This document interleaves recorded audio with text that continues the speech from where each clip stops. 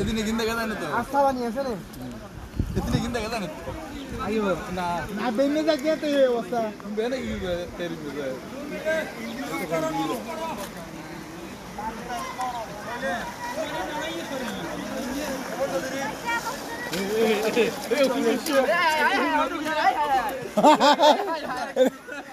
এখন বালা ছিল এখন বাজে দেখো বাজে দেখো দুধ দেওয়া যাবে না হাই হাই হাই একটু হুনো এটা একটু হুনো না ধরনি বুঝে বুঝে দশ সারা ডাউন বাড়ি করে হানি দিবি যাও আবার উড়িবে দিনের মতন আরো ওটা হ্যাঁ দিনে দুপুরে আচ্ছা মোর ঘর বুকিং নেই হানি হ্যাঁ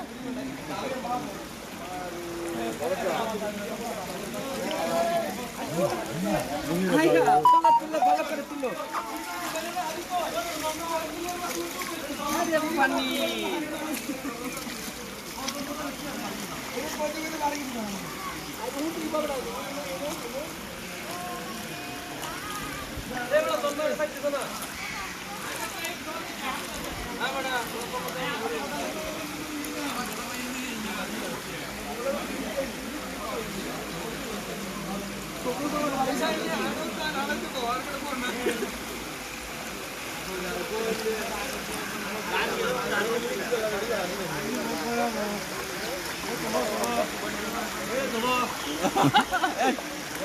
বেয়াদ হয়ে করে না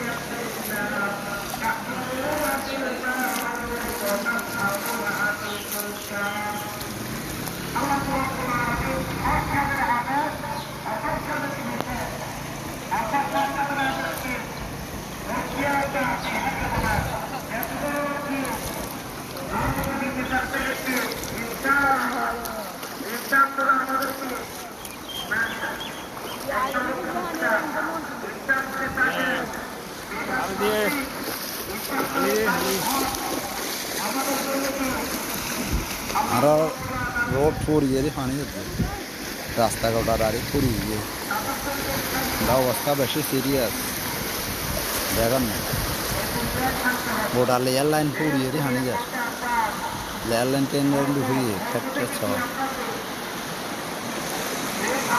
লেয়ার লাইন ফুরিয়ে হানি যায়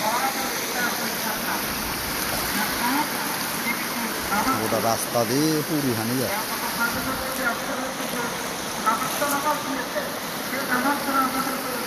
গোটা রাস্তা ঘুরিয়ে ওয়ালাইকুম আসসালাম আমি দেখতে পেলাম যে সংবাদ নিউজের মাধ্যমে ফেসবুকের মাধ্যমে আপনার যে 4 নম্বর ওয়ার্ডের মধ্যে রহমতনগর বারৈপাড়া গ্রামের মধ্যে দেখা যায় ডুবে গেছে। এটার আপনি কি অতীতে কখনো দেখেছেন? না, আসলে স্বাধীনতার পর থেকে এই ধরনের পানি হয় নাই। আমাদের 4 নম্বর ওয়ার্ডের পূর্ব রহমতনগর এলাকায় এই ধরনের পানি অতীতে কখনো দেখি নাই। জানি না এর আগে যারা আছে আমাদের আরও বয়োজ্যেষ্ঠ যারা আছে যারা দেখেছেন কি না, এখানে মানে পানি এই ধরনের পানি কখনো হয় নাই।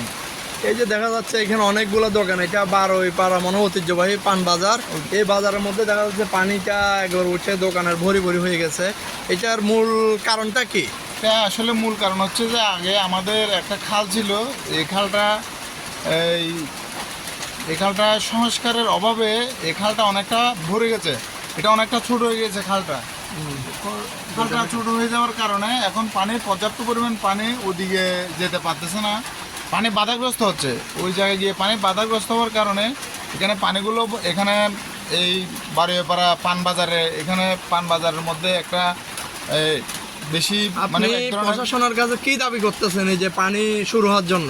আসলে এখানে আমরা বারৈগ্রাম পূর্ব রহমতনগর 4 নম্বর বলতে থাকেন না, পূর্ব রহমতনগর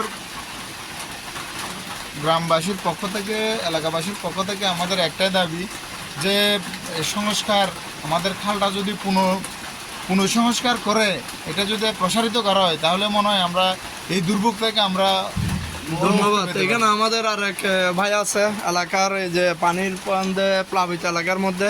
আপনার পরিচয় দিয়ে কথাটা বলবেন। আসসালামু আলাইকুম, আমার নাম মোহাম্মদ সুমন। আপনি প্রশাসনের কাছে কি দাবি করতেছেন যে এই যে আজকে দেখা যাচ্ছে এখানে পুরোটা রেল লাইন এবং কি আপনার এলাকা প্লাবিত হয়ে যাচ্ছে, আপনি প্রশাসনের কাছে আপনার দাবিটা উপস্থাপন করুন। আমার দাবি এসে যে খালটা সংস্কার করতে হবে, সংস্কার করলে আর পানি উঠবে না। যে সংস্কার নাই, এটা কি সরকারি খাল নাকি ব্যক্তি মালিকানাধীন খাল? না সরকারি খাল, সরকারি খাল, এটাকে ব্যক্তি মালিকানাধীন দখল করে রাখছে না? হ্যাঁ, দখল করে রাখছে, এটা উচ্ছেদ অভিযান করে বড় করে দিলে আপনারা আর পানি থেকে রেহাই পাবেন। আর পানি উঠবে না। ধন্যবাদ।